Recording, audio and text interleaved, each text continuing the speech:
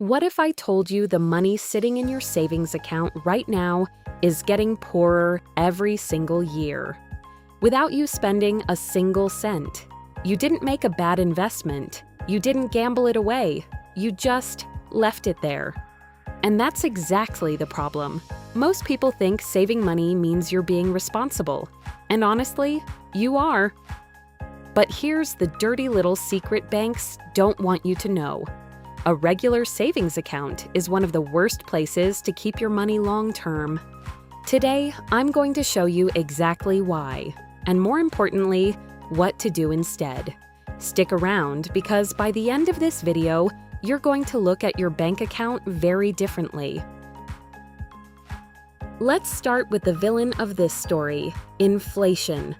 Inflation is just a fancy word for prices going up over time. When inflation goes up, the same amount of money buys you less stuff than it did before. Here's a simple example. Imagine a burger costs $5 today. With an inflation rate of 3%, that same burger will cost $5.15 next year, and $5.30 the year after, and $6.88 10 years from now. Your $5 hasn't changed, but what it can buy has gotten smaller. On average, inflation runs at about 2 to 3% per year in most countries. Some years it's higher, like we saw recently when it hit 8 or 9% in many places.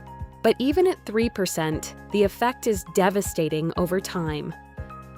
Think of inflation like a slow leak in a tire.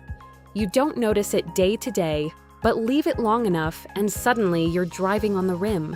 Your savings account is the tire, inflation is the nail. Now, let's talk about what your bank actually gives you for keeping your money there. Most traditional savings accounts pay somewhere between 0.01% and 0.5% interest per year. That's not a typo, 0.01%. If you have $10,000 in a regular savings account paying 0.01%, you earn $1 a year. $1. You could find more than that in your couch cushions.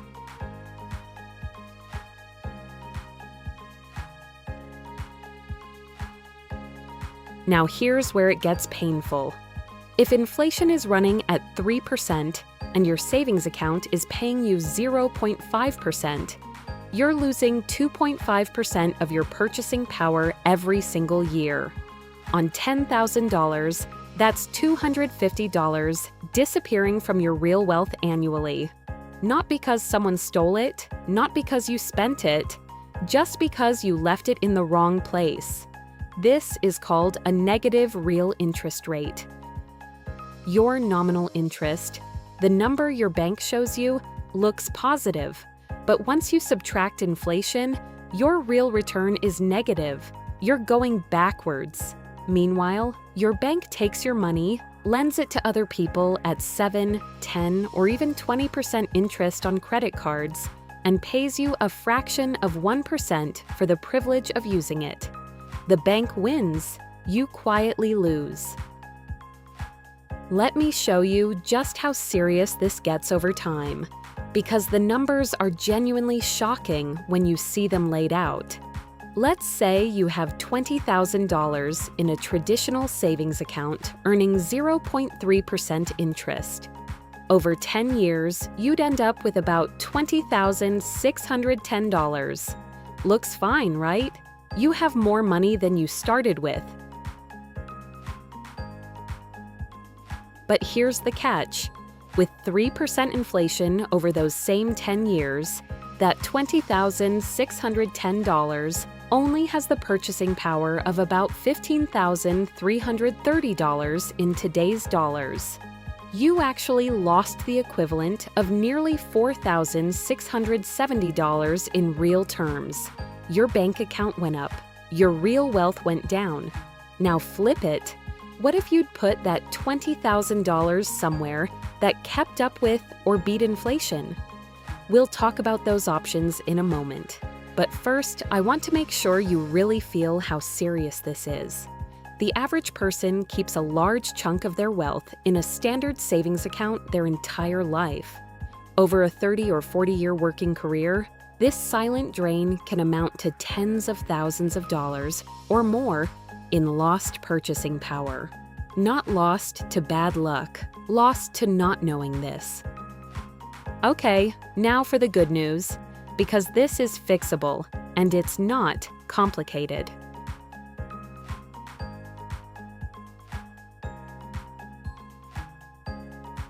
You have several better options depending on what the money is for. Option 1, high-yield savings accounts. These are still savings accounts, but they typically pay 4 to 5% interest, sometimes more. They're offered by online banks that have lower overhead costs than traditional brick-and-mortar banks. Your money is still protected up to $250,000 by government insurance. It's just as safe, and it pays dramatically more. This is the easiest upgrade you can make today.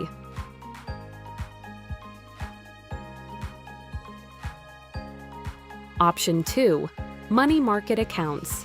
Similar to high-yield savings, these often offer competitive interest rates while still keeping your money accessible.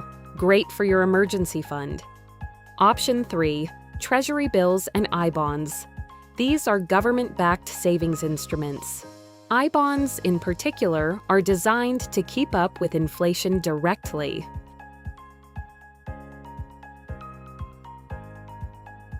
Option 4, and this is where real wealth building happens, is investing.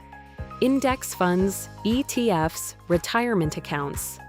Historically, the stock market has returned an average of 7 to 10% per year over long periods. The key principle here is simple.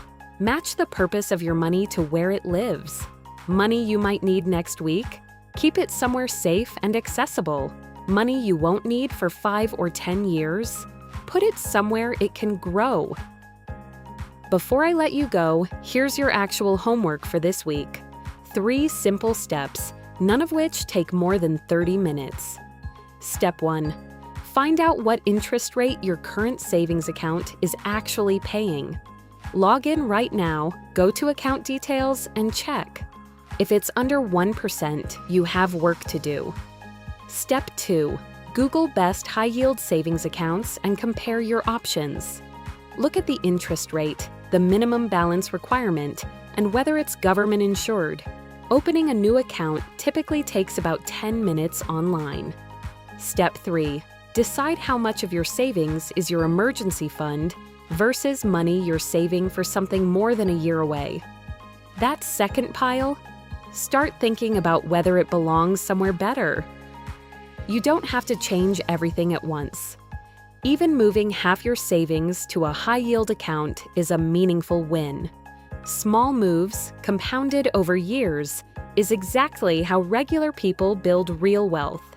If this was helpful, drop a comment below, telling me what interest rate your savings account is currently paying.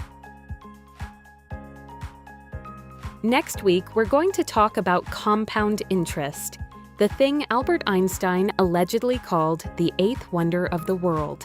Hit subscribe so you don't miss it, and I'll see you in the next one. Before you go, a quick but important note. Everything on this channel is for educational and entertainment purposes only. Nothing you see or hear here is financial advice. I'm not a licensed financial advisor, broker, or tax professional. Every financial situation is different, so please do your own research and speak with a qualified professional before making any money decisions. Also, this channel uses AI tools to help create the animations and visuals you see. All the research, scripts, ideas, and creative decisions behind every video are entirely human-made. Now, if today's video helped you understand your money a little better, hit that subscribe button, and I'll see you in the next one.